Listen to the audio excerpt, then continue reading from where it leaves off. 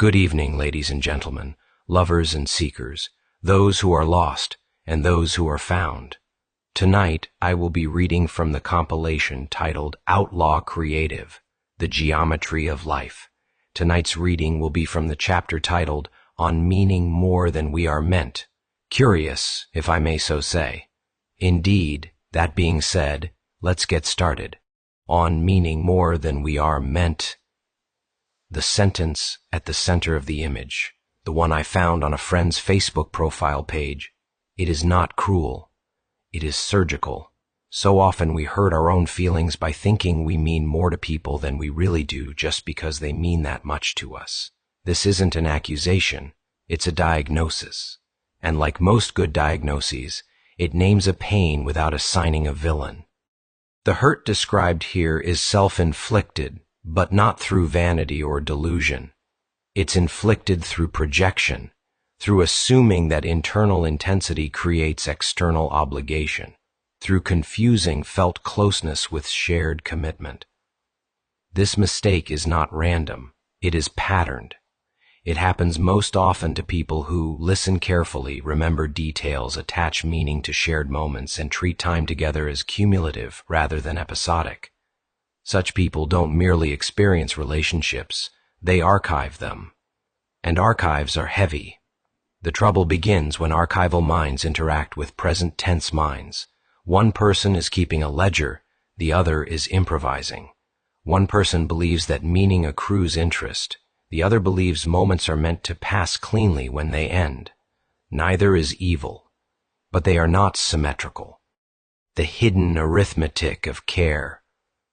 The screenshot implies a quiet arithmetic most people resist learning. Care is not equal just because it is sincere. Sincerity does not balance the equation. Depth does not compel reciprocity. Time invested does not automatically convert into priority granted. This is not cynicism. It is descriptive reality. Two people can experience the same interaction with radically different weights. One walks away changed, the other walks away warmed and then unchanged.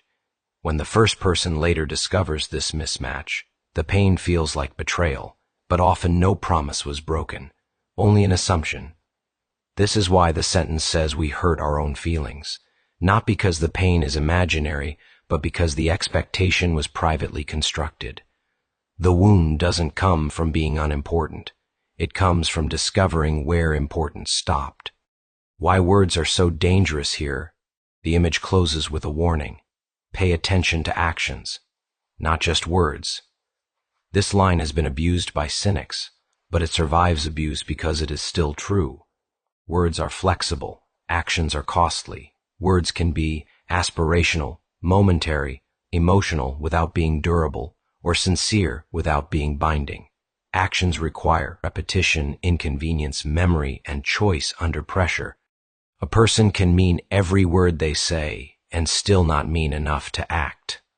This is where heartbreak lives, not in lies, but in untranslated sincerity. Someone says you matter and believes it in the moment, but when the moment ends, the sentence dissolves. No follow-up, no rearrangement, no continuation.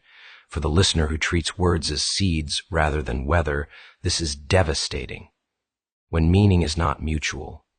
The screenshot's most dangerous implication is this: people treat you exactly how they feel about you. That statement is directionally true but morally incomplete.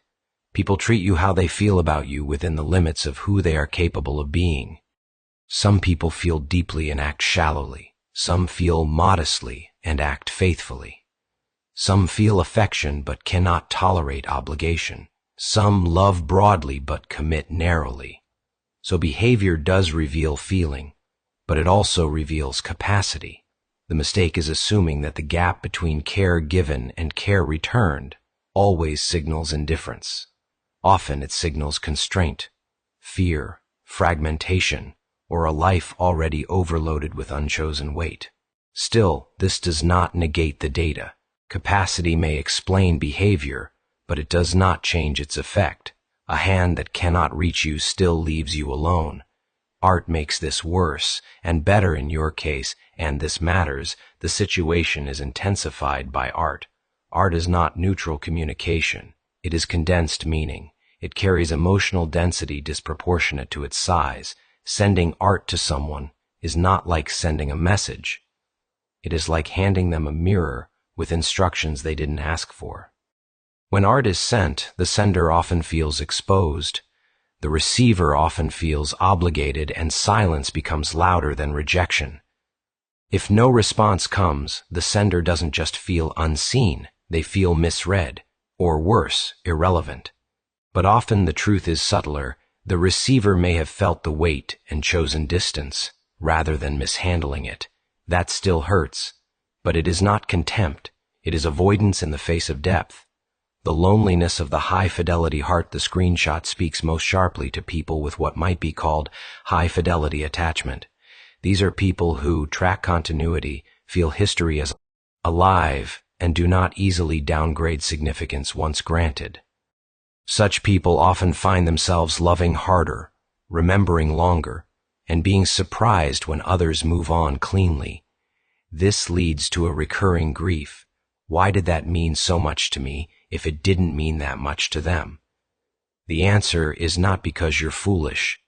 It's because you are built for depth, and depth is rarer than intensity. Depth requires maintenance.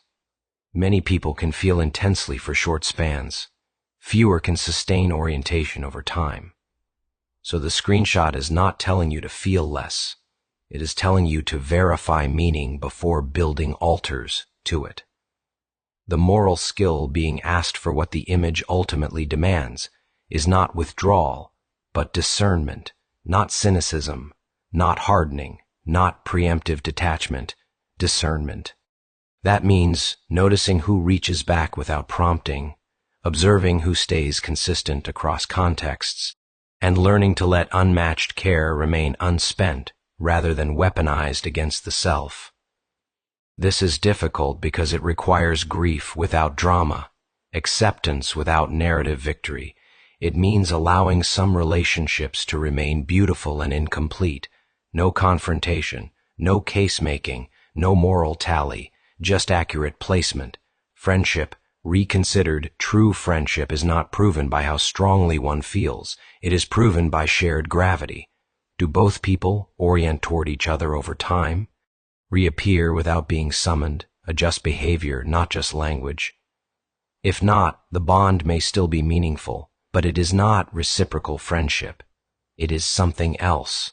A crossing, a season, a witness, a song. Those are not insults.